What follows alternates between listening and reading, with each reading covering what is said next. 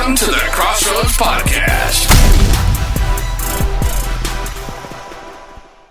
What's going on, everybody? It's your man, Hunter Grand, your personal agent for change, making life easy, Barzini. And I'm Fempreneur Extraordinaire, Tech Diva all day, Dre Renee. And this is the Xrossroadz, where there's only one rule. Be free to be you. Technically, we've probably had a few other rules in there sometimes because I'm always doing something. Yeah, there's several rules, but But first, that's the main rule. Before we do anything, we have to acknowledge the look. Yeah. So pre-production, we do last looks. Mine is just some car mix or whatever, but Dre's doing what Dre does. And when she got done, we're in mid conversation and she pauses and was like, "Hold on, I'm cute." This is appreciating, I mean, you're not wrong. I think the handiwork of the father. It was the surprise on your face, like you hadn't seen yourself yet, and then you just like, oh. Well, compared to what I feel like, let's just say I was surprised that I looked better than how I feel. I'm very tired. You can hear my voice is not at 100. I'm not sick, but I was at a conference and using my voice extensively for the past few days. So, tell us about the conference. Yes. Well, I went to Woman Evolve 2024. And it is put on by Pastor Sarah Jakes Roberts, who most people know as one of the daughters of Bishop T.D. Jakes. But she is a phenomenal preacher in her own right. And she just has cultivated a space for women to get closer to God. There are some who have been in relationship and been saved, all their lives, church girls, if you will, some that, may be converting from other religions, some that are, newly on their walk, some just trying to figure out, like, what's everybody excited about? And so she has a podcast, she has a ministry, she has this annual conference. And so, yes, we get, preachers coming doing some serious preaching, but also what I love the most is that, there's conversations and panels around like life for women. So there was a body panel where we were encouraged to take care of our bodies, right? Everything from like your dental health, which a lot of people don't know can affect like your heart health. And even down to sexual health, y'all. I was like, I know the church people was gasping, but they was calling out all the body parts that you need to be taken care of and know what does what, for all the married girls. And, I'm sure some folks taking notes that wasn't necessarily married, but they have to. I was really doing the Lord's work. Huh? You have to present it in the right way. Yeah. So, but we had a great time. I went with the group of women that I facilitate a book club and Bible study with on a weekly basis. And so shout out to the Fervent Sisterhood. We went to see Priscilla Shirer, who actually wrote the book, the very first book that we read together. And that's kind of where Fervent came from. And she was phenomenal too. So we had a great time. Just great time. So a lot of fellowshipping. I had my mask on, so you're yelling so that people can hear you through the mask. And then I was yelling because I was just so moved by everything, and came back home with no voice, a little husky sounding a little. I just been over here working, creating. I don't know why my voice in and out too. I ain't been yelling. But I mean, probably the most yelling I did was I had my niece and nephew the other day, so two twin 4-year-olds. Child, enjoy it while you can. Well, you have older nieces and nephews too. So. Oh yeah, I've been here. I've been around the block a few times. Yeah, something else. Yeah, these two, they tried it, but Uncle won. Hey, as he always does. But before we get into what we're talking about today, let's pay these bills real quick, right fast, one time. So, y'all, as always, the Xrossroadz Podcast is brought to you by the House of 334. It's the house. For all your business branding and copyright needs, go to houseof334.com. It is Black owned, it is woman owned, it is Black woman owned, and it is amazing. And make sure you move quickly because the house will fill up fast. The Crossroads Podcast is also brought to you by The Crossroads. Y'all, you can go to our bit.ly, that's bit.ly/The Crossroads for everything that we do, for upcoming episodes, for older episodes that we have, all of our links. If you want to send us an email, if you know a great guest, if you want to be a guest, you can go to our bit.ly for all of those links. But the most important link of all, after you like and subscribe on YouTube, go to our Patreon. Yes. Right? So make sure you're going to our Patreon and become a member. We have several different membership tiers that you can support, because y'all, this is a labor of love, and love ain't free. So if you think it is, go tell your landlord that you love them. All right. I usually do that a lot smoother, but you know, It's all good. it's all good. It's the All first time good. y'all get it. But go to patreon.com/The Crossroads. That's THEXROSSROADZ, so that you can support and help grow the show. And not only that, share it. Y'all, we have, you know me, we have the same goals, but we go about these goals differently. So, you know, my goal is 5,000, and Dre helps us along the way, hitting our benchmark and our milestones along the way. So we have several that we want to hit. We thank you for those who are already members in our Patreon. I can't even begin to tell you how much your support matters. And since we started the Patreon, how helpful that it's been. First of all, y'all can see these new microphones that we've had for a little bit, but we're upgrading the show. We're upgrading the content. We're making some shifts just based on some conversations that we've had. And today's show is actually just a continuation of a conversation we were having this morning. So just cheat code, this was not a planned topic for the episode, but the content of the conversation was just so necessary that we decided that we wanted to come on air and have this conversation with in front of you all, since there's no guest on the show.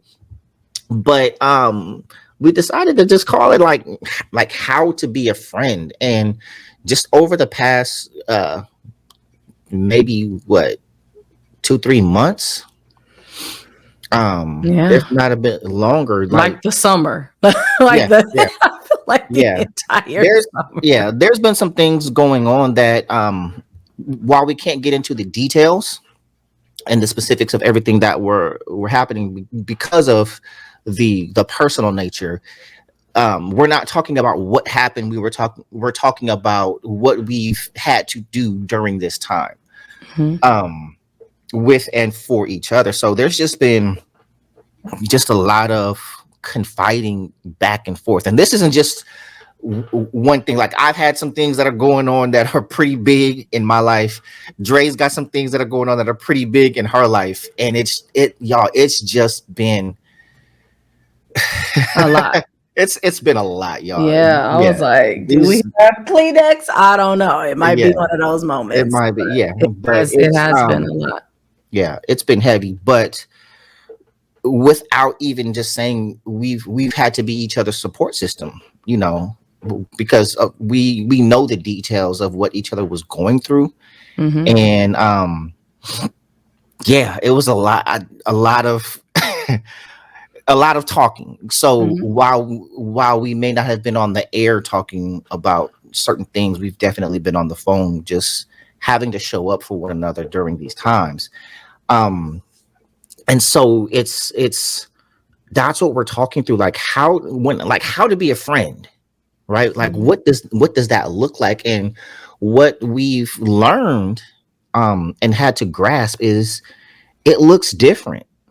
It can look different from person to person, and then with the same person, it looks different from time to time. Yeah. You know what I mean?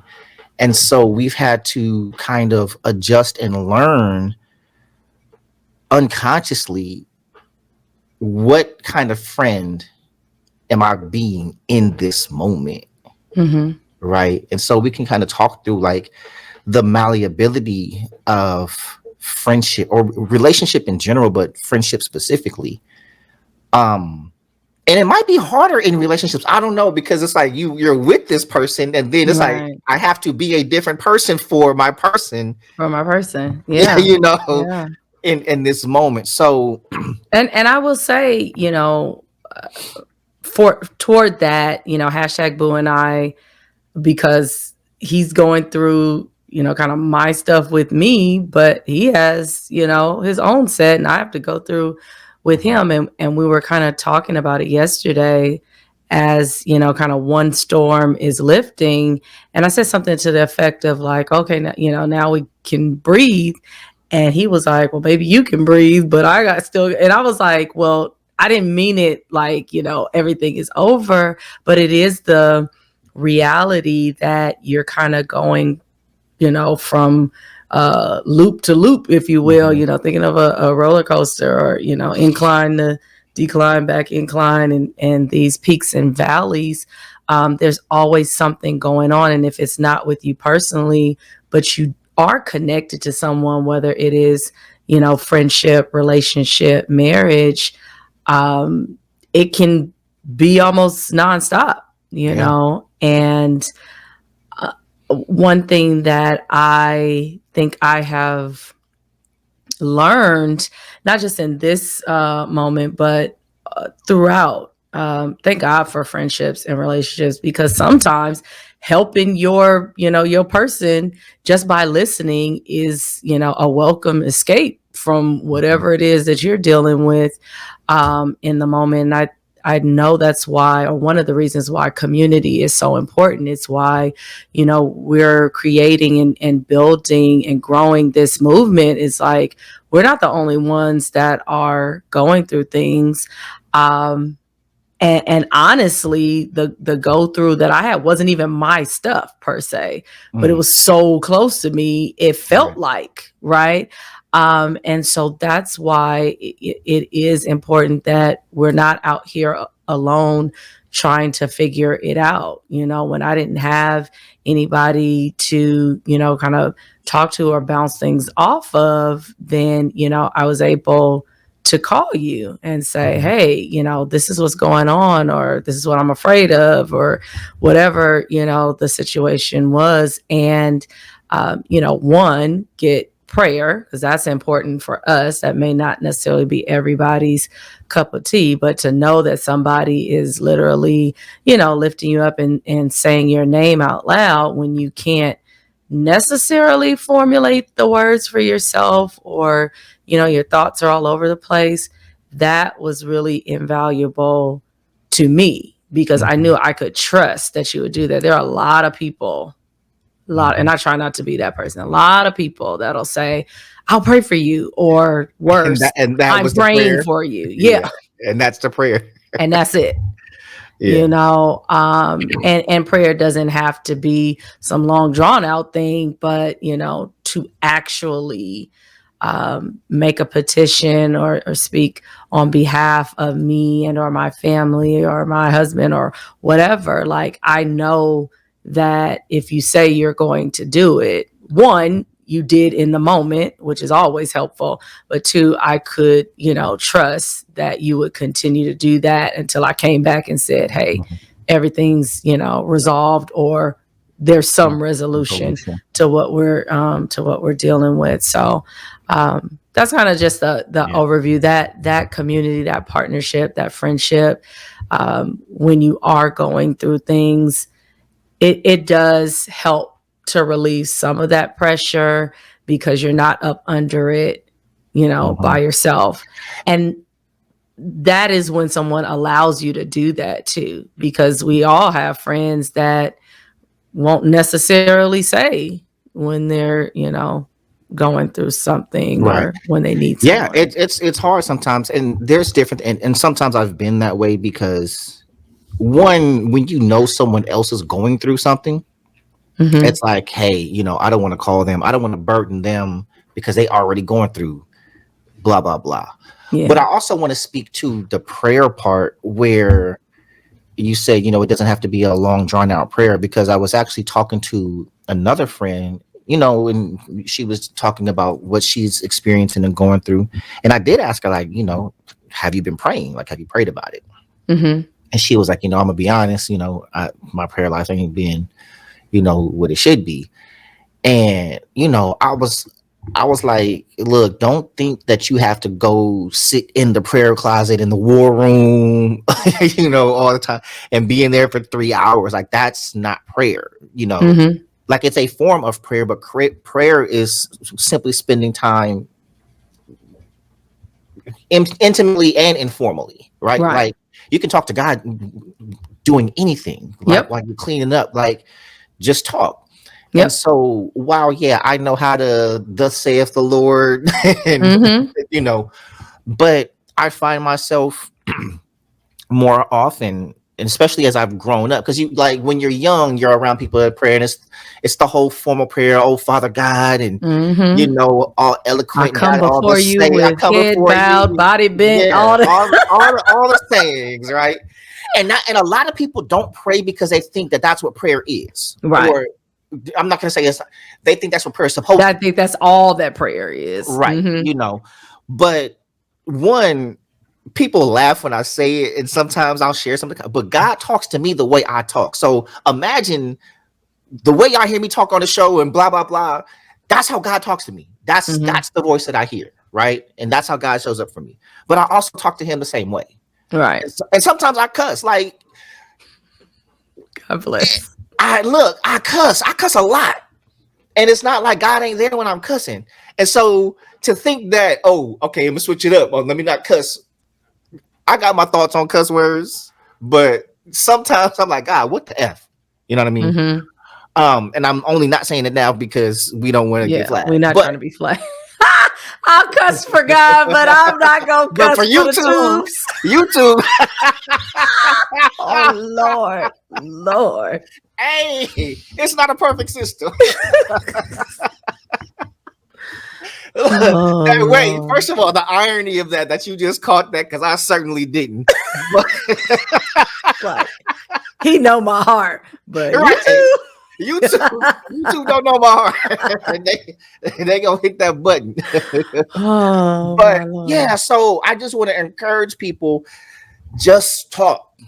Mm-hmm. Say good morning to God. You know what I mean? Yeah. Like, hey, God, I don't know what's going on. Why am I feeling this way? But I think it's also the conversation that we were having this morning. It was geared towards it being okay to not be okay, right? Mm-hmm. And there's so many cliche things that we say to people that we don't really live out, right? So we say it's okay to not be okay until we're not okay. And then you call that person. And I used to be this person, and there's a time and place for it. But, we may have talked about it before, but toxic positivity. Mm-hmm. And so I think there's when you're really going through it, and there's so much at play, because I just been thinking about it a lot, where we don't give people the allowance to not be okay and to feel what they feel, because we start filling that space when they are expressing how they're feeling and what they're going through. We go straight into encouragement Mm-hmm. and into don't claim it. Oh, don't feel that way. Look at it like this. We want to Mm-hmm. all the silver lining, right? And when you're done with all of that, they still feel how they feel, Yeah. right? Telling someone how to feel doesn't change how they actually feel. And there's a time for encouragement. There's a time for building, yes. But sometimes there's a time for just taking a supportive stance, right? Mm-hmm. You can't prop someone up and have them move forward on their own if they don't have the legs to stand on in that moment. Sometimes it's just being there and like playing the trust game. Like, look, if you fall, I got you. Mm-hmm. Like, go ahead. Just like let go, you know. Yeah. And I had that moment. Yes, I had a moment yesterday, like an unexpected just outpouring. Mm-hmm. Um, I called my brother. I was having a conversation prior to my brother. I called my brother to get off the phone with the person that I was talking to, and it just like in a way, like I've shed some tears, and I've probably had a couple of ugly cries, but this was different. Mm-hmm. It was like, And likely needed to come out, yeah, after, months of yeah, battling it. And you probably have tried to exhibit your own positivity, right? Like, because generally someone else saying like, look on the bright side and all those kinds of things, not the first time, right? Like, you right. likely try to do that for yourself. And by the time you're now emoting to someone else, we're beyond that sometimes. Like, okay, Mhm. I've tried to see the silver lining. I've tried to think positive. I'm exhibiting the faith I have, whatever size that is. And I'm still, Mhm. in this, I'm still weary or whatever the case may be. And like you said, shedding a couple of tears or perhaps just being down. But sometimes that release and to kind of go back to prayer, I remember one of the most powerful prayers I think that I prayed came from that space. It was literally just wailing because I didn't have any more, pretty words. And, I know scripture, but I couldn't even, there's Mhm. nothing that would come out in that moment outside of like, Lord, help, or have mercy, or, I don't know what to do. Like all those phrases that I believe are really at the crux of the matter. And sometimes I feel like God is waiting for that from us. Like, let me have it, Yeah. tell Not me only right, everything. Let me, because know yeah, how the you're cliche feeling. words are his words. Like we go into the word. He's like, I know those words. I You're right. those are my words. You're That's just me. that's me. But where are you? You know what I Mm-hmm. mean? And it's almost like That's this. good. I like that actually. Think of it as like a clogged drain, right? There's something in there that has to get out, and people silver lining and doing Mm-hmm. all that. All you're doing, oh, that's like it'll still work. Go ahead and pour that down there. It's fine. It's right. No, there's stuff down there. It needs to Right. come out, right? It needs to come out. Yeah. Continuing to move forward like you always did and just keep pouring stuff down that drain, it's going to come back up Mm. unless you clear the drain. You need a plumber. You need a snake. Like there and we I think overestimate the power and necessity of practicality. Mm-hmm. Everything ain't got to be deep. You know what I'm saying? Right. Like if I'm having a financial issue, I don't need spiritual words. So I need I money. need money. I want money. Right. And I'm not I want money. necessarily asking you for money, but I'm like, look, I'm broke. Mm-hmm. Bills is due. This is what I'm experiencing. Oh well, uh, the Bible may say that, right? And it's not that Mm-hmm. I don't believe that. It's not even that I don't believe that everything is going to be okay, because it always is. But in this moment, right now, I'm feeling something, Right. right? And I need support with what I feel, not even with what is real, because sometimes what we feel is not necessarily real, but the realest thing in this moment is what I'm feeling. Mm-hmm. And when we don't deal with what we're feeling and find somewhere to put it and get it out, unclog the drain, Yeah. it's going to manifest in a way that is going to be destructive, and not only to myself, right? Mm-hmm. How because what happens when it's clog, all of a sudden It's coming up. it's coming up, and how I see the world now, because my glasses are foggy, right? Mm-hmm. How I see the world is different. How I see you is different. How I hear is different because it's clogged. Like, you ever Yeah. try to hear with a clogged ear? Like, you know what I'm Yeah. saying? Oh. Or when you're congested. And so Mm-hmm. like, until you can mucinex that thing, if we're talking congestion, like when you clear out and all that phlegm and all that buildup is coming out. And like, oh, I can Yeah. breathe. It's a different experience. Oh, dang, I can hear. I can see. My eyes ain't watering. I can operate in the world differently. But when I'm clogged up, I hear you differently. And so when I hear you differently, what do? I respond to you differently. Yeah. And that it it's just it's so much. So y'all just be careful. Like, read the room. Read the room. Like, when someone calls you, and I just recorded 2 videos today about this very thing. Read the room. There is so much power in silence. It's sometimes it's just they got to get it out. Let them get it out. You know what I mean? And also we know our friends and family too, right? So that's another thing. I mean, if you're perhaps trying to help somebody that you don't have a lot of history with, that may be one thing. But if you know someone, they have likely either told you, how they like to be supported, or they've shown you. And there may be people who, need that extra zhuzh, if you will, that pat on the back, that propping you up. And then there are some folks who, are the give me space people. Let's not forget, so you have to know, you say, read the room, know your friend.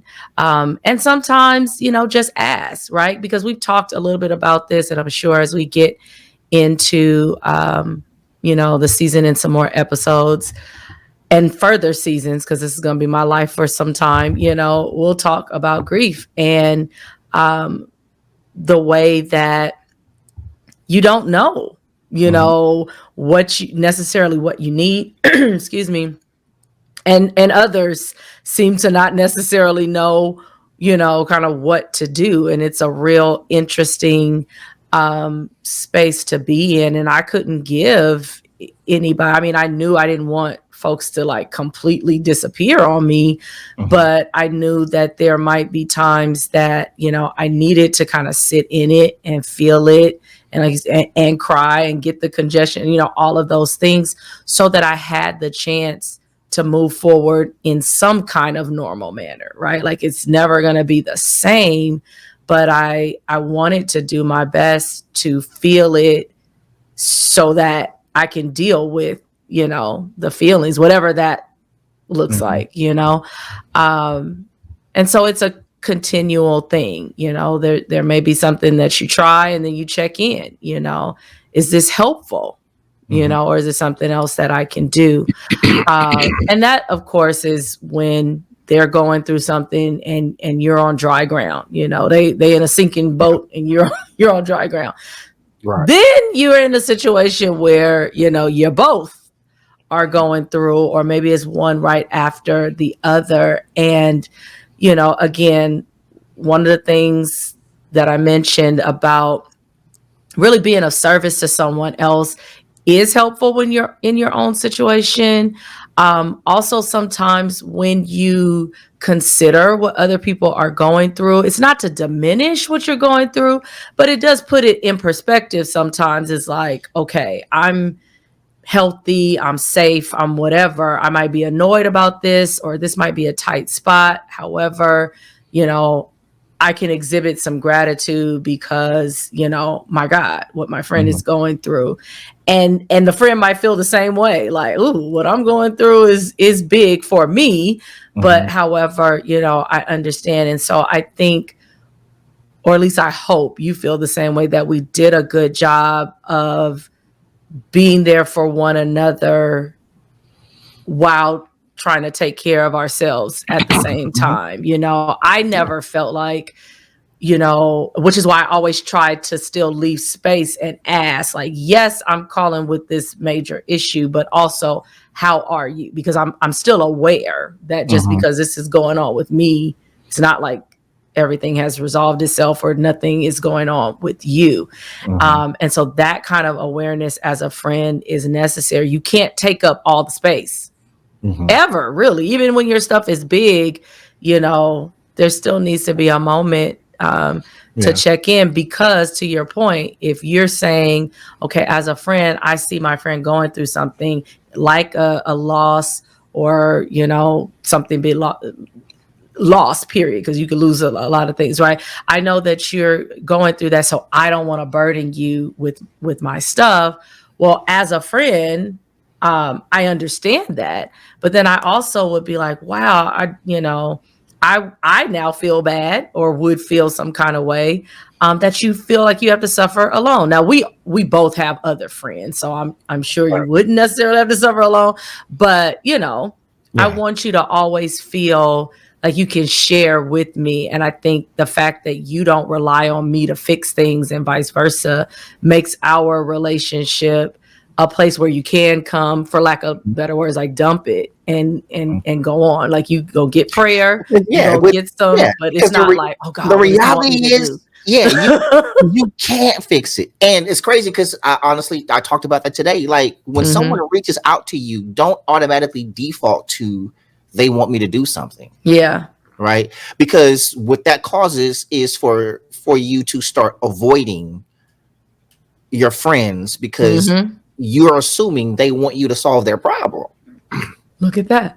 And that's not always the case. Now, sometimes they may be looking for help, but also you can't burden yourself for giving help that you're not equipped to give. Right? Like you might be on dry land and they might be drowning. You may not know how to swim. You don't have a life, a raft, an oar, or anything to help. But I might be able to like do like this, paddle. You got it. You got it. Yeah. Come on, doggy paddle. Kick your feet. Right. Sometimes we're like, you know, hey, I can't. Just if I jump in there with you, we both about to drown. We both in trouble. Absolutely. Right? Absolutely. So, one of us got to go tell somebody. And matter of fact, Maisha called me. Or you can see what I can't see because I'm in the water trying to survive. You like it's right. Like I don't know if that's good to say because that's probably not. Yeah, I don't know. But like, so it was crazy. Maisha called me one time and she was like, "Hey, if something ever happens to you, do your friends out there know to call me?" And I was like, "Damn, you know, that's a great question." You know, it's like, no, that's like if anything were to happen, somebody needs to be on the phone and know that she needs to get the call because she's gonna know who else to call, and she just needs to know, right? But who are your friends that are part of your emergency plan? Yeah, like, you know what I'm saying? If you think about your circle in an emergency, if something happened to you, would the people that you're with know the friend immediately to call? And or does your friend know immediately who to contact if something were to happen to you? Like, how fast would the word get out that something has happened to you because of your network? Like, remember that time I died? I don't. I remember. I know the story, but I don't remember it in the moment. I don't know that I got the message. That, so I wanted to.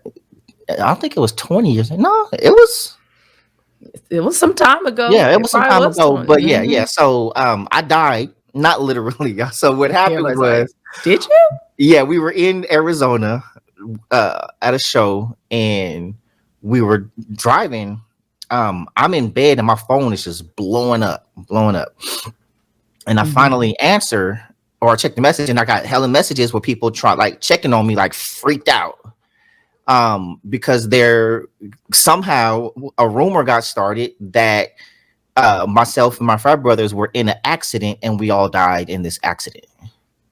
So I don't know if there was an actual accident. Someone thought it was us, but yeah. So it was all over the place, and I'm getting call. So no, it like that's not a good thing that all these people are on edge and thinking that this is happening. But then there's a part like, dang, I'm loved. Like people are, you know, really caring and concerned. So no, I don't make it a practice of dying, but it also, it just makes you think about a lot of stuff. It makes you think about like the people you haven't been in contact with, the people that you haven't reached out to, and the people that you haven't checked on. The people that have a different type of relationship with you in their head than you have with them. Right. I just had that experience this weekend, and then I got a text today from a friend, from like a high school friend, like, hey, checking in, like, I need to hear from you more.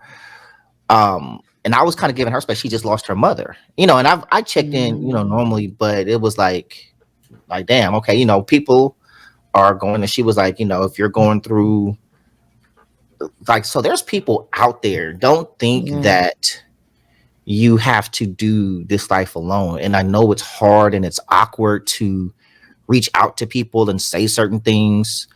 But make it a practice of telling people you love them, one, you love them, or how you feel about them. Yeah. Right. And I don't mean go talk about, I just think it's funny how that one time when you, like, this life, y'all, it's a vapor. It's a vapor. And instead of fix and mend as many relationships as are salvageable that aren't draining you, do with what you will those relationships that don't feed and edify you and that drain you. I can't tell you how to do that. I can tell you what I do. I don't cut people off. I just don't water, like a plant. I don't water them and they eventually wither and fall off themselves. So I don't ignore them. Like, if they call, it's like, oh, hey, blah, blah, blah, blah, blah. But I don't go out of my way all the time for those relationships that don't feed and edify me. I don't put energy there. And so it's, it's kind of like a quiet quit. Yeah. And, it eventually, it's like, oh, okay. I've had a few of those. Yeah. Yeah. Yeah. And, we have to be careful cutting people. I think I saw that over the past few weeks. Indirectly, it wasn't me, but in the situation we all found ourselves, there were some people that had been cut off that wound up being a great resource.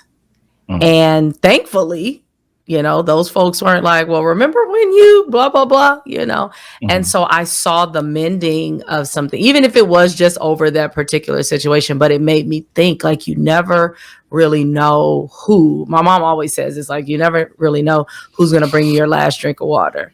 And it's so true. It's so true. Even people who have done you wrong. Like, it's not like, oh, you cut them off for no reason. Like, no, they might have really hurt you in some kind of way, but it's crazy to think that in a turn of events, they may be a resource, or they may be a key to a resource, or they may speak your name in a room, or, there be a tragedy and they be the one there with a check. Like, have you seen Crash, the movie? A long time ago. Yeah, well, I mean, it's an old movie, but it's kind of like with was it Tandy Newton's character?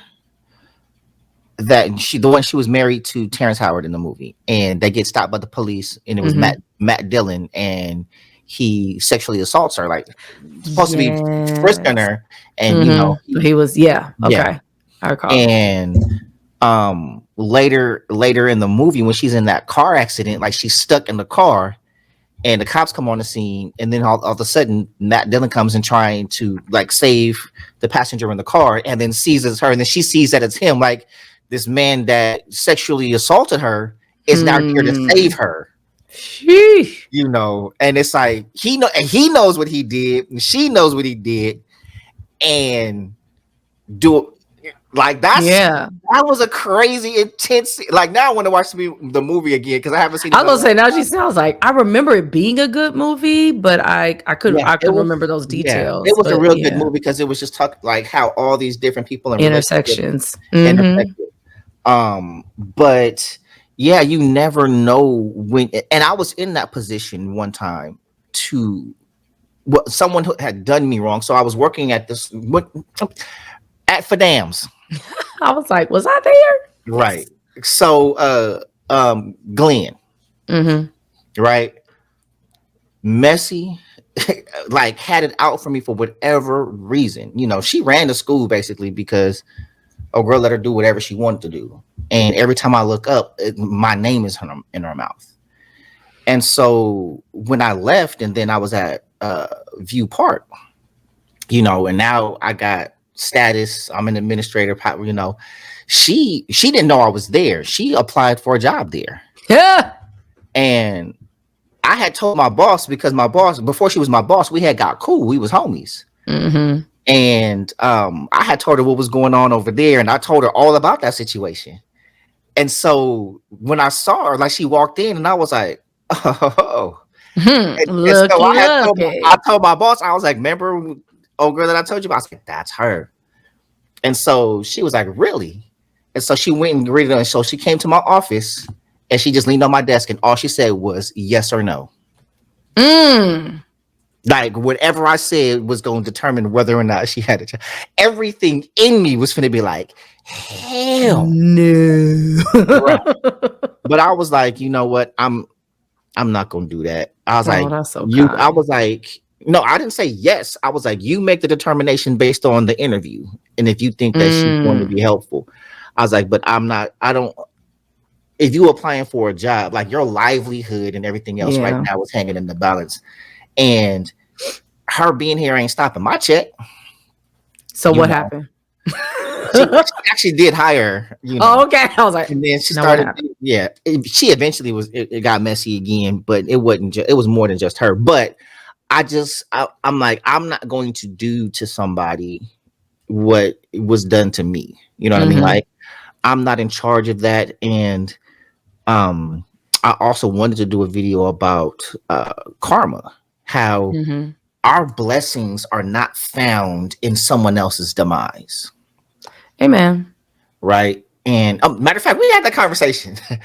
I know now we may not wish well for certain people that do for certain things, but it's almost like, so the example that came to me to record the video on was, no one knows how to do your job better than someone who's never done it.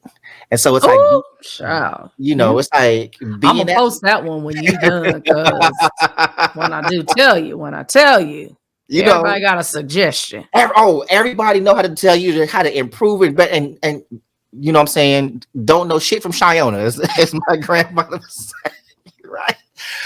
But and yet we do that to God. You know, when we're at work or conducting our business and stuff like that, and people telling us how to do it, we do that to God all the time, right? And not only that, we're sitting, looking over his shoulder, waiting for him to do it, trying to nudge him to do it. So, hey, remember that person did me like that? Like, and so I know it's hard watching someone who's done you wrong or perceivably done you wrong, however you're interpreting whatever happened, progress in life. And be successful. Or if it was a relationship, you know, they did whatever to you, and say they cheated on you and treated you horribly, and now they're in this new relationship and it's going great. Yeah. Right. And now you're over here mad and hurt and got the trauma and everything else, and you waiting for them to get done wrong or get whatever you want to happen to them. You're waiting for it, you're praying for it, you're hoping for it, and because you want to see it. And so the thing is, you don't know what God has taken them through or allowed them to go through. Yeah. Right. But also you forget the same forgiveness and grace that you desire and you ask for the mistakes that you've made. Guess what? Ooh, child, you preaching. Right. It's a tough pill to swallow. But no matter what, if God is who we say he is, then why would he not forgive that person too? You ain't forgave them. They have probably forgiven them. Yeah, listen, they may have forgiven themselves. They may have asked God for forgiveness, and God is faithful to forgive, right? So your lack of forgiveness is not stopping their flow, right? God got to deal with them, and he's not going to deal with them in the way that you want him to. Right now, sometimes it may line up and something happens to them, and you know, Because there's consequences. But just because you don't see the consequences doesn't mean that there weren't consequences. And maybe that person has gone through the consequences and they've learned and they've grown and they've been redeemed. Yeah. And now they're this new person. And so we tend to want to hold people responsible for a version of them that is long dead. You see what I'm saying? And it was like, I guess this video that came up where the superintendent of Katy, this is like 2019. So this dude gets up in the board meeting and he was talking about how he was bullied when he was a kid. And, you know, these kids jumped on him and dumped his head in the urinal and kicked him and called him all kinds of names and stuff like that. And it was a horrible story. He was like, you know, I went home and put a gun in my mouth, blah, blah, blah, blah, blah. And then the dude goes, and you should know, Lance, you were the one that dumped my head in the urinal. And this was the superintendent of the school district. Oh, Lord. Right. And so then it was like all the angry hate and stuff like that. Now, mind you, this occurred 40 years ago. Now, this man is still living with this. And I see why, like, that's something tough to live with. Right. Yeah. But also it's like, okay, I did something as a kid and 40 years later, it's showing up. Right. It's showing up, but my life is different. I've become superintendent. Somebody else. Yeah. Am I not that person? You know, and so it's kind of like, is this deserved karma or it's like, hey, bro, yeah. I mean, like you said, it's consequences, right? So to do that to somebody, years and years ago, you don't expect it to show up when you are, you know, a professional with a family and all that kind of stuff. And have changed as a person. And it's right. But we don't presumably. Hope you're not doing that to your staff, Lance. Yeah, we don't have control of how that is still sitting with someone and if they do bring it up. I think I was watching, it might have been 911. I think so. Do you watch the show? No. Okay. So the main character was involved in a fire. So at the beginning of the show, you know, and lost his family.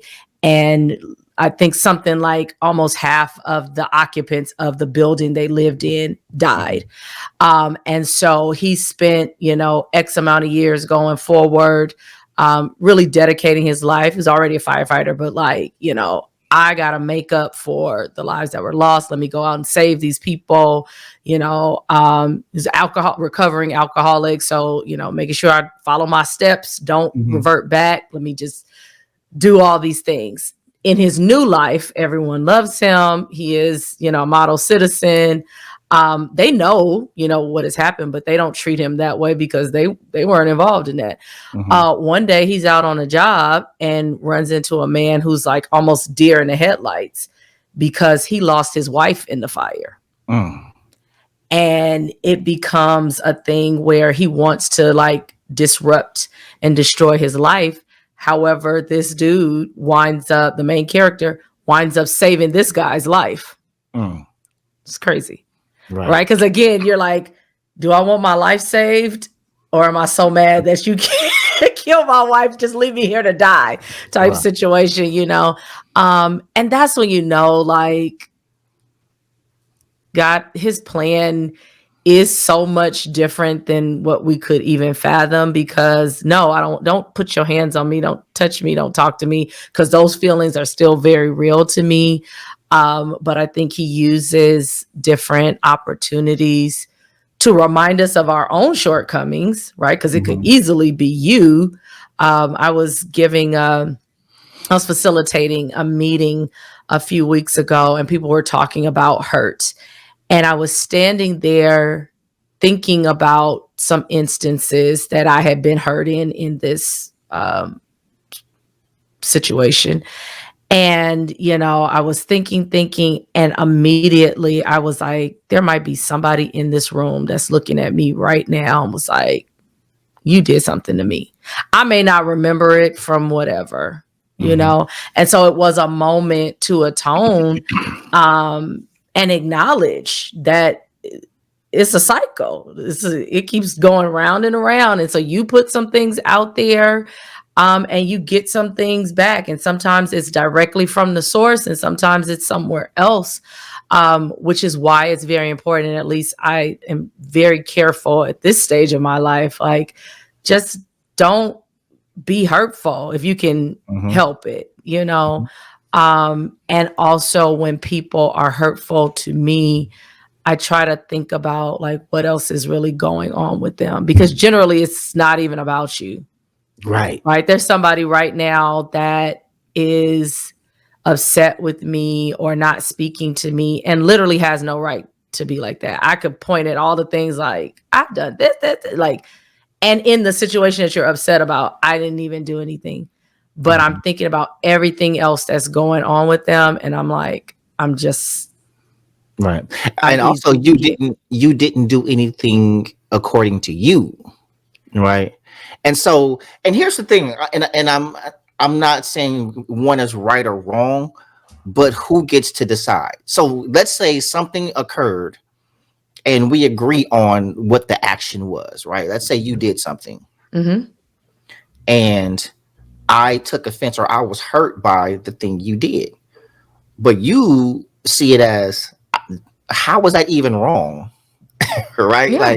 Like, yeah, I did that, but I don't see the problem with it. And I'm telling you the problem with it. And you're like, well, that's the right. And so it's, yeah, it's weird. Like the perception. And so it's kind of like, is it incumbent upon you because this person is saying that you were offended, right? Like, or is it the action or the intent? Which holds more weight? Right. Well, right? in this particular instance, I tried to find that out. Like, I didn't dig my heels in. Like, I did it and there was nothing wrong with what I did. I was like, hey, let's talk about it.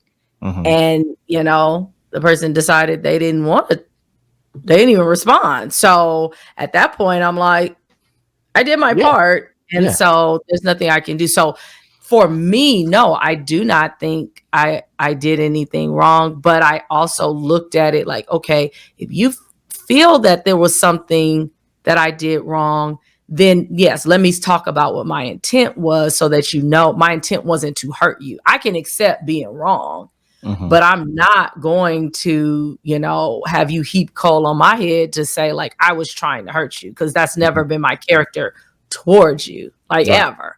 So I hear what you're saying. This situation is a little different, but I do believe that it is important for us to be willing to hear, especially if we're talking about friendships or relationships. You have to be willing to hear what someone else's experience is, no matter what side you're on. If you're the person that feels wronged, many times emotions are involved. I would say 100% of the time. your emotions are involved. And then depending on what the situation is, it can be, you know, really big for you. And so, you know, taking the time to really breathe. And so I think being a friend in that instance is like, I know my friend well enough that, okay, maybe she's tripping, he's tripping, or having a bad day or something like that.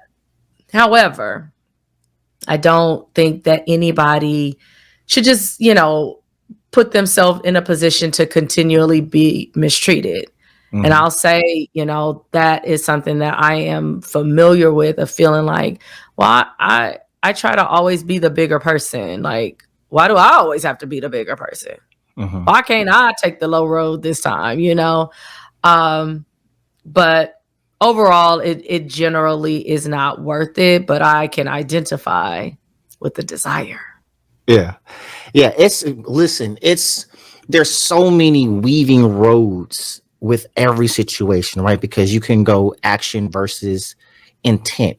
And then if you're explaining the intent, is the explanation or the act of explaining the intent also offensive instead of just being accountable, right? Like, so some people just want you to say sorry, like you trying to explain it because explaining the intent now looks like you're trying to justify. And now that's true, because I had that happen to me a couple weeks ago, and I was talking to somebody about it today, which is why it's fresh in my mind. Like, I had to give some feedback about a situation to someone, like, hey, next time, please make sure you blah, blah, blah, blah, blah, or don't X, Y, and Z. And it was like, well, what happened was blah, blah, blah, blah, and I was just like, God, you're killing me, Larry. I don't really care. Mm-hmm. Don't do this again type situation. But I hear it now a little differently. Mm-hmm. Because you might be trying to clear your name, if you will, or clear, like you said, the intent, like, okay, I didn't mean to do this, or this wasn't the way that, mm-hmm. I kind of put it out in the atmosphere. And so it's an opportunity to consider it from, right. Well, because so here's a perspective. I was talking to someone else, and they were talking about a relationship issue. Mm-hmm. And so their resolution style and what they need in a resolution situation are different, right? So he just wanted the apology. She felt the need to explain, right, with an apology, but also like, right, blah, blah, blah. And so he felt the explanation invalidates the apology, but she was like, the explanation isn't for you, it's for me. I need you to know that my heart was not in this place that I would maliciously do something for you. Like I need my character in your eyes to be intact. I'm sorry. Like, I'm sorry for what I did. I'm being accountable for what I did, but also I need you to understand the spirit behind what it was, because I don't want how you see me to change. That's good. That is me. Whoever that person is me. Because I have found myself, like, literally, and we haven't had many of these moments, but in the moments that hashtag was like, this thing bothered me, or I didn't like, or whatever. And I'm like, when I tell you crushed on the inside because of that, like, oh my gosh, I don't want you to look at me in a way that, I would intentionally do this to inflict this feeling upon you. So then, you go into, and this is, and I never thought about that, like that really being more for me. But I can definitely identify with that in this moment. But what I told them though was the way that you can both win is in the moment, apologize. Just apologize. Yeah. And then come back and be like, hey, I just wanted to, right? Because sometimes you got to pick your moments, because everyone is not always in a position to hear certain feedback or certain things or whatever, Yeah. Sometimes somebody's not even in a position to hear, I'm sorry. It's like, hey, like right now, I can't even hear that. Yeah. So, but I think there's just, again, so many factors, because then you have those people that like, no, don't apologize because you knew what you were doing. And now we're placing an intent on the person because of how you feel about what they did. And, you knew this. It's almost like on Temptations when they were recording Papa Was a Rolling Stone. And Dennis was mad. My dad died on the 3rd of September. Right. He was like, how was I supposed to know that? Right. However, that's golden. Like, use that. Use it. Go in that booth and make it happen.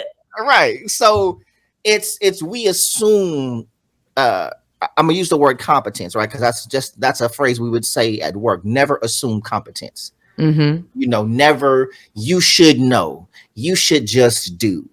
Like, we look at people and place our desires on them as things that they should just know and do naturally. Right? Like, we desire people because it's crazy. It nauseates me when I see these memes like, oh, I just want something. When they really love you, you won't have to ask. In what world? That's not real life. Basically, if they really love you, they know how to read your mind. Like, no. And it's, if they love you, they would want to do blah. No. Right. A lot of love is doing a whole lot of stuff you don't want to do. right? It's like that movie, The Breakup, when the whole dishes conversation. She was like, Mm-hmm. I want you to want to help me with the dishes. And he was like, why would I want to help Want you to with the do like dishes? I hate dishes. Yeah. I'm never gonna enjoy dishes. Like, I will help you with them, but I'm not going to want to. Like, if Want I had a to. choice between sitting on the couch watching the game and washing dishes, whether they're with you or otherwise, I'm going Mm-hmm. to choose the game. But I will get away from the game for a while to come help with the Help dishes. with the I'm dishes. going to do something I don't want to do because I love you. Mm-hmm. I'm not going to magically develop a desire to do something that I don't want to do, because I love you. Like, that's you can't have it both ways. I want you to do this and I want you to want to do this. That would be great, but Mm-hmm. that's not real life. I don't like washing dishes. I've never liked it. I'm not going to like it. So what do you want? You want the help or you want the desire? And either answer is fair, Mm-hmm. but fair for you, but are we being fair to that person? And I That think person.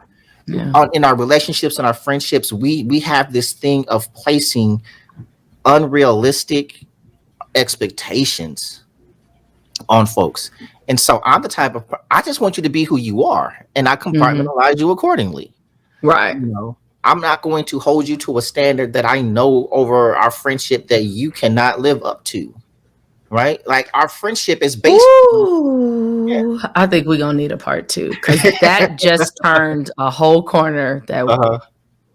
we ain't got time for, but Well, we just need to absolutely pull do the that. ribbon a little bit. Like, what thing Yeah. am I? No, well, I had a friend of mine actually say that we were Mhm, talking. Sounds bad. We were talking about another friend, but not in that way. Just more mhm, so, I was reaching out like, "Hey, have you noticed X, Y, and Z?" And yeah, yeah, yeah. And so, really more so out of concern. But this came out of that. That particularly for folks that we have been friends with for some time, as you start to experience them in different seasons, you realize like there are some fundamental differences there. And one really is capacity. And it could have been like that person never had the capacity for what it is that you're expecting of them. Or perhaps in that season of life, they're now devoting more, for those of us who are married, some, have kids, you working, whatever, and perhaps the capacity is diminished. mhm. But in any event, what she said was so profound. Is like, yeah, I've just stopped expecting, you know, um, be able to pour a gallon into a pint. Like it doesn't make sense. Like in real life, you got a gallon of water and you got a pint size Mhm. glass and you try to pour at a particular point in time, you got to stop or it's going to be water all over the floor. Right. And so if you consider it in that way, again, it doesn't, make you feel better necessarily, but you won't pour out. Mhm. Right. Like I think either you'll give them a pint worth of stuff or you just won't even engage in that manner.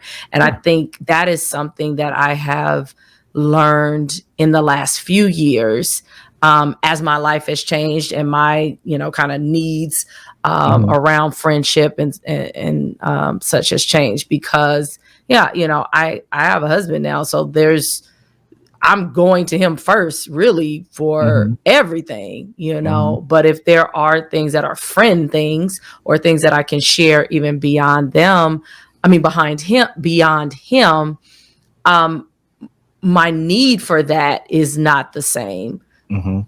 But if I come to you, it's because I really do need you. You know what I'm Yeah. saying? Yeah.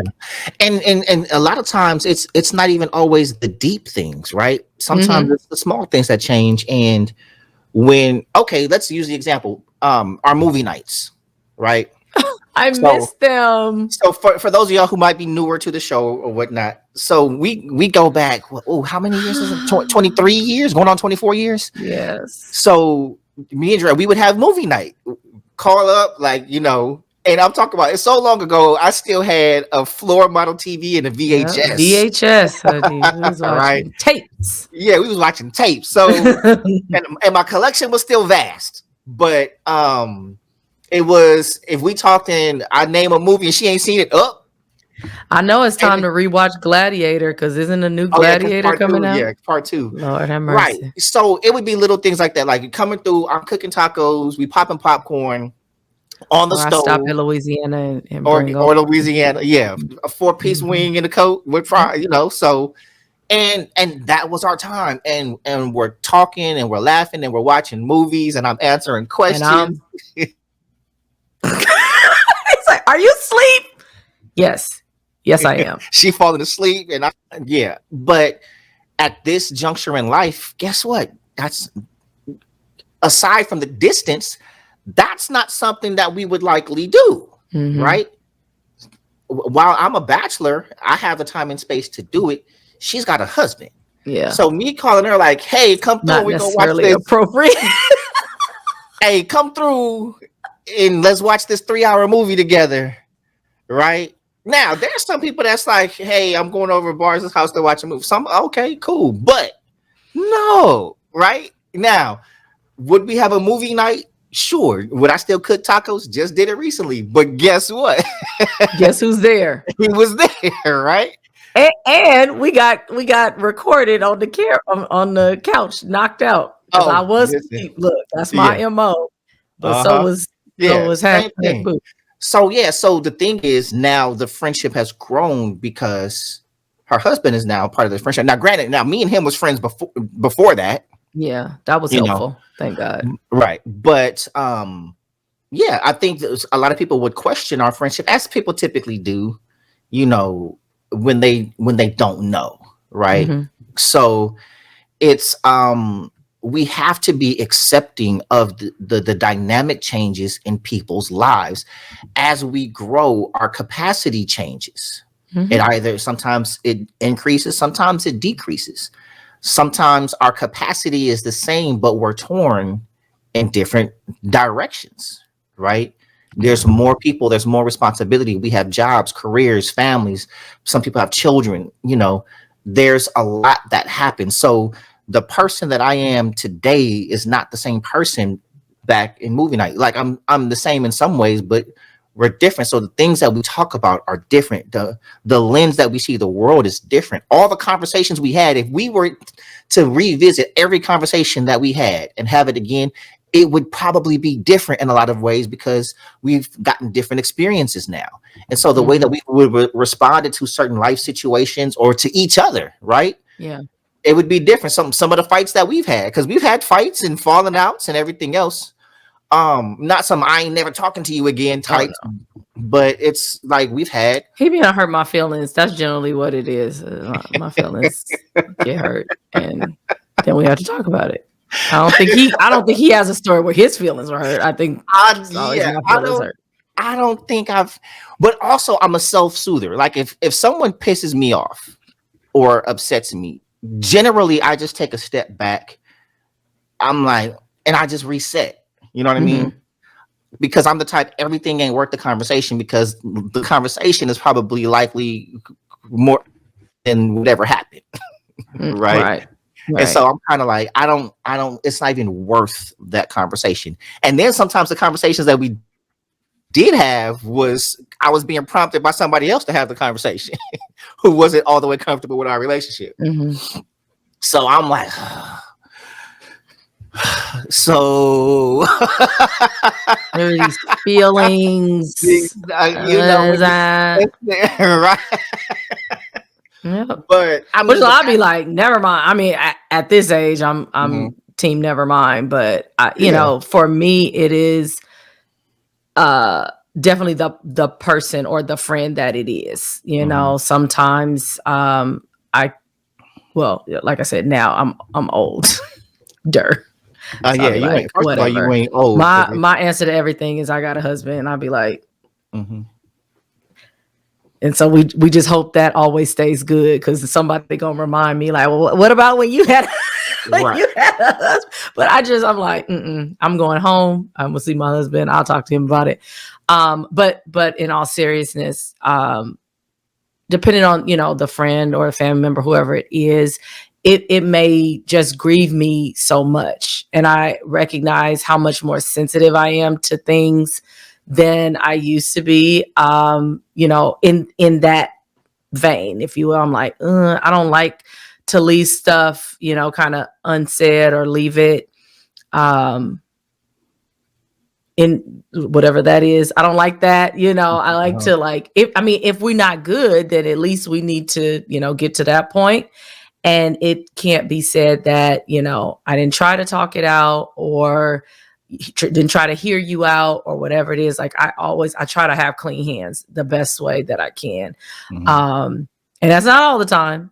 And it's not always immediate, because I'm not perfect, but it's generally my intention with somebody that I say I love or have loved. I'm gonna at least give you that much, because you have meant something to me, or you do mean something to me. Now, everybody else, get a good God bless you. Yeah, everybody. And my pastor say the left foot of fellowship.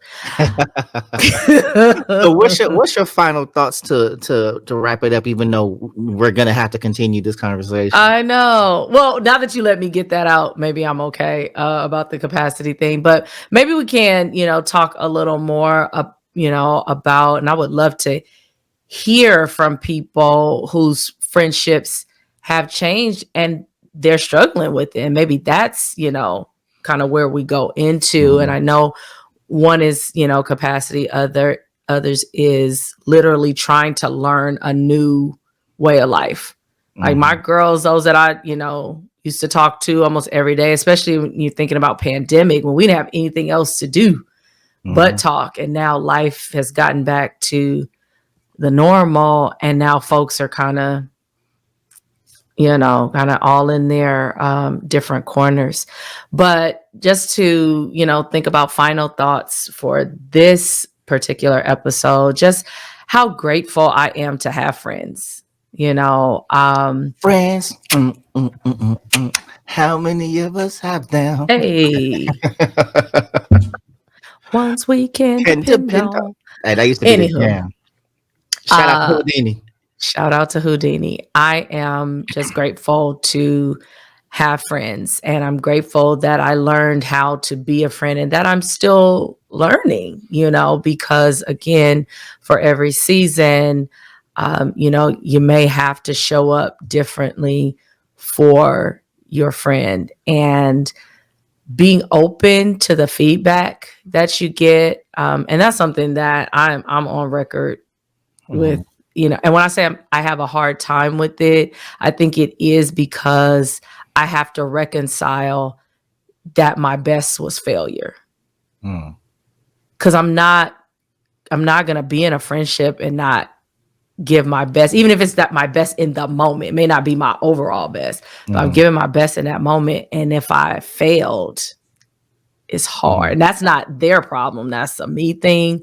But I recognize, that is hard to receive. You didn't hit the mark with regard to my needs or what have you. So yeah, I'm grateful for the gift of friendship. I'm grateful for the ability to continue to be a good friend, or the best friend that I can be. I'm grateful for grace when I do miss the mark, and that I have not lost a friend in a very long time.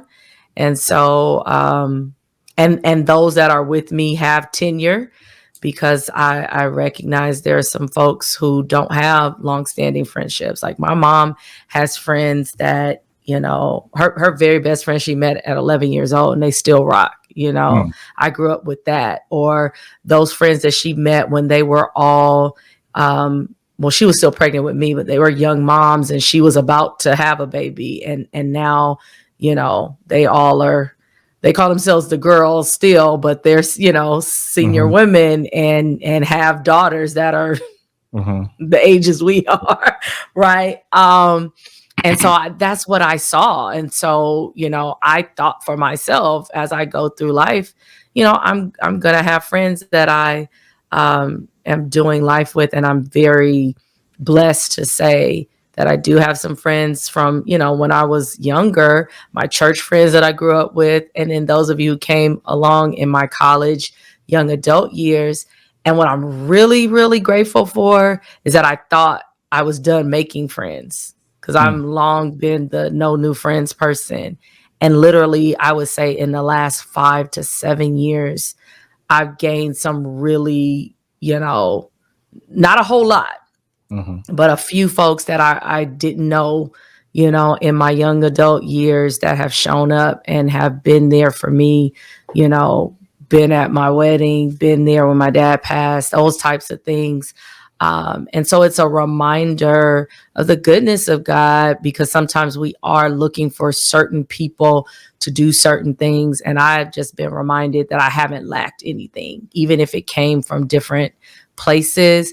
He always made sure I was taken care of. So for that, I want to do my part for my friends, and also, here in this community, we're building this and we're growing this so that, of course, we're not doing it alone, but we recognize that there are others that are dealing with some of the same things we're going through, or perhaps some things that they would need support through. And so I'm honored to be in a position to do that. So thank you, Barzini, for being my friend. I mean, gosh, I love you so very much. I have long admired you, looked up to you, which is why sometimes, like, when you are, and I don't want you to feel like you can't pour out, but when you do, it's amazing to me, because I always looked at you like you got it together and got it going on. And so I'm honored that I'm in a position now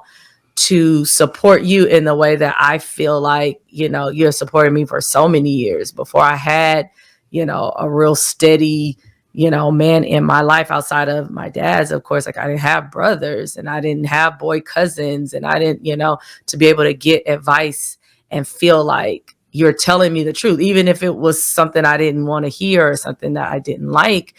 I trusted that you were telling me the truth. And it's been like that for decades. And so, my earnest prayer and desire for you is happiness, is joy. It's all the things that I know that you have contributed to for other people, that you absolutely deserve that, and that you get that in abundance for yourself. And I'm here, to stand in as much of a gap as I can, until, your missus comes along and tries to boot me out the way like the rest of them. She's not. So part of my, I'll segue into that. Part of my friendships, especially with my female friends, is I will not and cannot choose a partner that is not cool with my female friends. Now, that doesn't mean that I don't navigate it appropriately, and with transparency, right, and create comfort. But my friendships are too important to me, because they go back further than anybody that I'll ever date. But also, there's just so much to say. One, I am grateful. I'm grateful for my friends. I'm grateful for you specifically.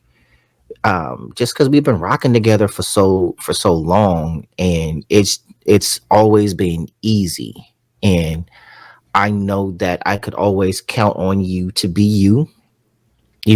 Whatever you could do, you would do. And you've never asked more of me than what I could give, and if I felt it, we would talk about it. It's, we show up for each other in ways now that we're different then, but still authentic, because we are different now. I've always gone through it. I'm just at a point in my life where I allow myself to be vulnerable about it in some places. But um, I also knew that there were a lot of people that looked at me like, oh, he don't ever go through nothing, you know. And I do, but one thing that I admire about myself, I'll say, because I have to be a friend to myself as well. My sister told me, you know, and I don't think I've ever looked at it like this. She was like, the one thing that I admire about you is if you have a problem, it won't be a problem long. Mm. And so, yeah, I've operated like that. And while she's right, that time space where it is a problem, yes, Mhm. I go through it. And so there are a couple of people that I'll kind of let into how I'm feeling about it, you know, because it's more of a necessity now at this stage in my life, you Yeah. know. I am more emotional in at this age than I was when I was younger. Um, Mhm. it's because I can't control it anymore, Yeah. right? Like I would if I could, but like it's like, yo, it's there. I got to do something with this because it's a different beast at this age than younger, you Yeah. know. So I have fewer masks, um, and I'm thankful that I have places where I can be vulnerable. I don't always do it because it can be a lot. Yeah. Like what I'm going through is a lot. What I'm experiencing is a lot. Hence, you know, we talked about the outpouring yesterday, and sometimes it's more than what I even know it is, Mhm. right? And so, but even doing this pod with you, we get to talk about things that, you know, we wouldn't normally get to talk about, and have this sacred time, and we're, you know, we're having our best friend time in front of the world, Right. right? But also we have it off the air, and Mhm. you know, we have so many conversations that we wish that we could record and share, but we can't. And then some We conversations that we we ain't could there share yet. that we didn't. Yeah, We're not it's there yet. yeah. Maybe later we can recap, like, We hey, can this, look back. Yeah. we can, you Yeah. know. Yeah. But right, like right, I'll just say, like right now, the cameras are on, and while I'm enjoying this time talking to my best friend and talking with you all, um, there's a lot that is going on in both of our lives right now, and it is heavy, right? It is heavy. It's so difficult getting to the point to be able to record today. Like it's been a struggle, right? So even in the last 4 years, when we first started this pod, we went over a year without missing a single week, a Mhm. live, a pre-record, and boasted on that. Like, hey, y'all, we consistent, we doing it, da da da da da da. And you know, we were like, look, stuff is gonna happen, and we were trucking through that. And then life got heavier. And I think we both learned, like, we got to give some, it's okay. Yeah. What also just it makes me very sure about what we're doing and how needed it is and how it's really going to continue to grow and blow wide Mhm. open because, you know, you don't get this kind of opposition for nothing. Right. And so, y'all, this the payoff and what this is going to grow into, because I ain't spent 4 years doing this for it to not to. That part. Um, I'm proud to be a part of it. I'm proud to be a part of it with you. I'm proud to be a part of it with all y'all, our roadies and road dogs. Whether Yes. you a day one, right? Or a first day, you know, we love and appreciate y'all. So don't forget to like, comment, subscribe. Make sure you subscribe and go to the Patreon, y'all. We really want to push everybody to join the Patreon, for exclusive content, and also you'll get these episodes early, so you get the episodes before everyone else does, when you're part of our community, and we want to build the community. If there are things that you want to hear us talk about, be on the show, like we said before, and contribute to the community, this is how you do it. So again, that's patreon.com/the Xrossroadz, THEXROSSROADZ, and become a member. So we have tiers from $11 to $50. Choose whichever one you want. You know, Yep. we appreciate every single bit of it. We love y'all. We want you to grow with us, be with us, watch it. You know, it's just going to be an amazing ride, and I'm grateful for all of you. But until then, this has been another episode of the Xrossroadz Podcast. We will see y'all next time. And in closing, always remember, Be free to be you. we love y'all. See y'all next time. Bye. This has been the Xrossroadz Podcast. And remember, be free to be you.